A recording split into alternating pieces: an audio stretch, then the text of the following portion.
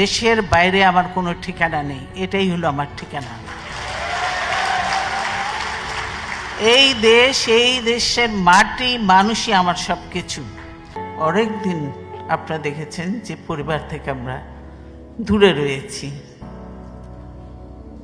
সেজন্যই আমি পরিবারের সঙ্গেই এবার সময় কাটানোর জন্য এখানে এসেছি এবং আমি আমার চিকিৎসা করেছি আল্লাহর রহমতে।